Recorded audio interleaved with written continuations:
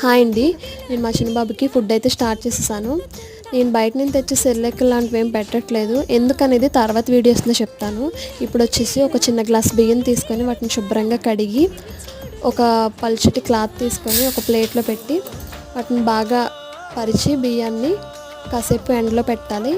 బియ్యం బాగా డ్రై అయిన తర్వాత కొంచెం బియ్యాన్ని ఫ్రై చేసిన తర్వాత కొంచెం జీలకర్ర యాడ్ చేస్తున్నాను, ఎందుకంటే డైజెషన్కి బాగుంటుందని చెప్పి. ఆ బియ్యాన్ని మిక్సీ గిన్నెలోకి తీసుకొని మెత్తటి పౌడర్లా మిక్సీ పట్టుకోవాలి.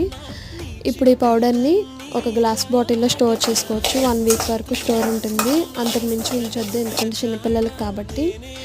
ఇప్పుడు మనం లిక్విడ్ కన్సిస్టెన్సీలోనే కొంచెం జావ కాచుకోవాలి, ఎందుకంటే పిల్లలకి ఇప్పుడు దాకా లిక్విడ్స్ అలవాటు కాబట్టి. ఎక్కువ థిక్గా చేసినా వాళ్ళు తినలేరు. నేనైతే మా బాబుకి వెండి గిన్నెలో పెడుతున్నాను.